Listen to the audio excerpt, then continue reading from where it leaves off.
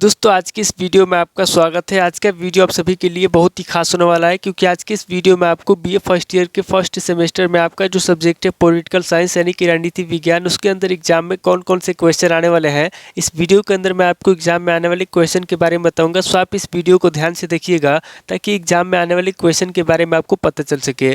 और जो भी स्टूडेंट बीए फर्स्ट ईयर के अंदर है, जिनका फर्स्ट सेमेस्टर के एग्जाम चल रहा है या फिर फर्स्ट सेमेस्टर के एग्जाम होने वाला है, वो लोग कमेंट करके जरूर बताएं कि नेक्स्ट क्वेश्चन पेपर उनको किस सब्जेक्ट के ऊपर चाहिए, ताकि आपके कमेंट के अनुसार मैं आपको क्वेश्चन पेपर दे सकूं। तो ये बिना किसी देरी के हम लोग शुरू करते हैं और पॉलिटिकल साइंस के अंदर एग्जाम में जो भी क्वेश्चन आने वाले हैं उन आने वाले क्वेश्चन के बारे में जानते हैं। तो यहाँ पे सबसे पहले हम लोग लघु उत्तरीय प्रश्नों के बारे में जानेंगे। तो लघु उत्तरीय प्रश्नों में पहले प्रश्न की बात की जाए तो यहाँ पे आपका पहला प्रश्न दिया हुआ है, मुख्य निर्वाचन आयुक्त पर संक्षिप्त टिप्पणी लिखिए।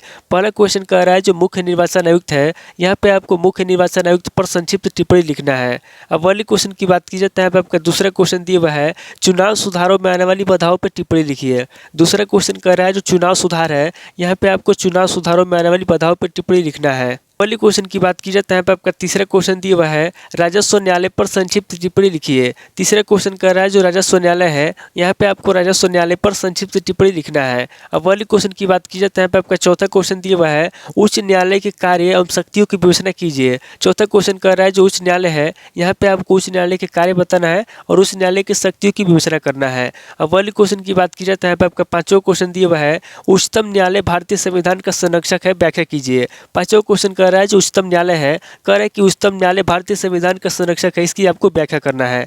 अब वाले क्वेश्चन की बात की जाए तो यहाँ पे आपका छठा क्वेश्चन दिया हुआ है, विधानसभा और विधान परिषद में संबंध बताइए। छठा क्वेश्चन कह रहा है जो विधानसभा और जो विधान परिषद है, इन दोनों में क्या संबंध है, यहाँ पे आपको विधानसभा और विधान परिषद में संबंध बताना है। अब वाले क्वेश्चन की बात की जाए तो यहाँ पे आपका सातवां क्वेश्चन दिया हुआ है, मुख्यमंत्री के कार्यों का संक्षेप में विवरण प्रस्तुत कीजिए। सातवां क्वेश्चन कह रहा है जो मुख्यमंत्री है, यहाँ पे आपको मुख्यमंत्री के कार्यों के बारे में बताना है और संक्षेप में उसके विवरण प्रस्तुत करना है।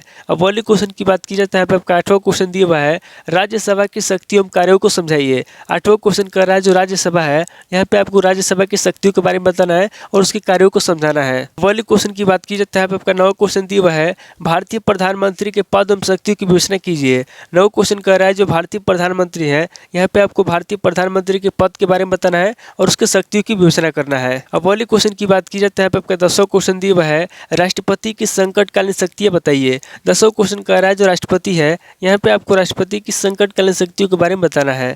अब वाले क्वेश्चन की बात की जाए तो यहाँ पे आपका 11वां क्वेश्चन दिया हुआ है, नीति निषेध तत्वों की उपयोगिता बताइए। 11वां क्वेश्चन कह रहा है जो नीति निषेध तत्व है, यहाँ पे आपको नीति निषेध तत्वों की उपयोगिता बताना है। अब वाले क्वेश्चन की बात की जाए तो यहाँ पे आपका 12वां क्वेश्चन दिया हुआ है, भारतीय संविधान में मूल कर्तव्यों की संक्षिप्त विवेचना कीजिए। 12वां क्वेश्चन कह रहा है जो भारतीय संविधान है, यहाँ पे आपको भारतीय संविधान में मूल कर्तव्यों की संक्षिप्त विवेचना करना है। अब वाले क्वेश्चन की बात की जाए तो यहाँ पे आपका 13वां क्वेश्चन दिया हुआ है, मौलिक अधिकार का अभिप्राय बताइए। 13वां क्वेश्चन कर रहा है जो मौलिक अधिकार है, यहाँ पे आपको मौलिक अधिकार का अभिप्राय बताना है। अब वाले क्वेश्चन की बात की जाए तो यहाँ पे आपका 14वां क्वेश्चन दिया हुआ है, नेहरू रिपोर्ट 1928 की प्रमुख सिफारिशें क्या थी। 14वां क्वेश्चन कर रहा है जो नेहरू रिपोर्ट 1928 है, यहाँ पे आपको बताना है कि नेहरू रिपोर्ट 1928 की प्रमुख सिफारिशें क्या थी। अब वाले क्वेश्चन की बात की जाए तो यहाँ पे आपको 15वां क्वेश्चन दिया हुआ है, कैबिनेट मिशन योजना पर संक्षिप्त टिप्पणी लिखिए। 15वां क्वेश्चन कर रहा है जो कैबिनेट मिशन योजना है, यहाँ पे आपको कैबिनेट मिशन योजना पर संक्षिप्त टिप्पणी लिखना है। अब वाले क्वेश्चन की बात की जाए तो यहाँ पे आपका 16वां क्वेश्चन दिया हुआ है, उन कारकों को रेखांकित कीजिए जो भारतीय राष्ट्रीय कांग्रेस की स्थापना के लिए उत्तरदायी थे। 16वां क्वेश्चन कर रहा है कि उन कारकों को रेखांकित कीजिए, यहाँ पे आपको उन कारकों के बारे में बताना है जो भारतीय राष्ट्रीय कांग्रेस की स्थापना के लिए उत्तरदायी थे। अब वाले क्वेश्चन की बात की जाए तो यहाँ पे आपका 17वां क्वेश्चन दिया हुआ है, दंड नीति का महत्व बताइए। 17वां क्वेश्चन कर रहा है जो दंड नीति है उसके क्या महत्व है, यहाँ पे आपको दंड नीति का महत्व बताना है। तो टोटल आपके 17 क्वेश्चन हो गए जब से लघु उत्तरीय प्रश्न में पूछे जाएंगे। अब आगे हम लोग दीर्घ उत्तरीय प्रश्नों के बारे में जानेंगे। तो यहाँ पे दीर्घ उत्तरीय प्रश्नों में पहले प्रश्न की बात की जाए तो यहाँ पे आपका पहला प्रश्न दिया हुआ है, निर्वाचन आयोग के कार्य बताइए। पहले क्वेश्चन कर रहा है जो निर्वाचन आयोग है उसके क्या कार्य हैं, यहाँ पे आपको निर्वाचन आयोग का कार्य बताना है। अब वाली क्वेश्चन की बात की जाए तो यहाँ पे आपका दूसरा क्वेश्चन दिया हुआ है, जिले की न्याय व्यवस्था का संक्षेप वर्णन कीजिए। दूसरा क्वेश्चन कह रहा है जो जिले की न्याय व्यवस्था है, यहाँ पे आपको जिले की न्याय व्यवस्था का संक्षेप वर्णन करना है। अब वाली क्वेश्चन की बात की जाए तो यहाँ पे आपका तीसरा क्वेश्चन दिया हुआ है, भारत के सर्वोच्च न्यायालय के संगठन तथा अधिकार क्षेत्र का वर्णन कीजिए। तीसरा क्वेश्चन कह रहा है जो भारत के सर्वोच्च न्यायालय है, यहाँ पे आपको भारत के सर्वोच्च न्यायालय के संगठन के बारे में बताना है तथा उसके अधिकार क्षेत्र का वर्णन करना है। अब वाली क्वेश्चन की बात की जाता है, यहाँ पे आपका चौथा क्वेश्चन दिया हुआ है राज्य विधानसभा की रचना व कार्यों का वर्णन कीजिए। चौथा क्वेश्चन कह रहा है जो राज्य विधानसभा है, यहाँ पे आपको राज्य विधानसभा की रचना के बारे में बताना है और उसके कार्यों का वर्णन करना है। अब वाली क्वेश्चन की बात की जाता है, आपका पांचवा क्वेश्चन दिया हुआ है राज्यपाल की शक्तियों की विवेचना कीजिए। पांचवा क्वेश्चन कह रहा है जो राज्यपाल है उसकी जो शक्तियाँ हैं, यहाँ पे आपको राज्यपाल की शक्तियों के बारे में बताना है। अब वाली क्वेश्चन की बात की जाता है, आपका छठा क्वेश्चन दिया हुआ है भारतीय लोकसभा के संगठन, कार्य, अधिकार एवं महत्व पर प्रकाश डालिए। छठा क्वेश्चन कह रहा है जो भारतीय लोकसभा है, यहाँ पे आपको भारतीय लोकसभा के संगठन के बारे में बताना है, उसके कार्य बताना, अधिकार बताना है और उसके महत्व पर प्रकाश डालना है। अब वाली क्वेश्चन की बात की जाता है, आपका सातवां क्वेश्चन दिया हुआ है भारतीय संविधान में संशोधन प्रक्रिया की विवेचना कीजिए। सातवां क्वेश्चन कह रहा है जो भारतीय संविधान है, यहाँ पे आपको भारतीय संविधान में संशोधन प्रक्रिया के बारे में बताना है। अब वाली क्वेश्चन की बात की जाता है, आपका आठवां क्वेश्चन दिया हुआ है संविधान द्वारा प्रदत्त स्वतंत्रता के अधिकार की विवेचना कीजिए। आठवां क्वेश्चन कह रहा है जो संविधान है, यहाँ पे आपको संविधान द्वारा प्रदत्त स्वतंत्रता के अधिकार के बारे में बताना है और स्वतंत्रता के अधिकार की विवेचना करना है। अब वाली क्वेश्चन की बात की जाता है, आपका नौवां क्वेश्चन दिया हुआ है 1935 के भारत सरकार के अधिनियम पर एक संक्षिप्त निबंध लिखिए।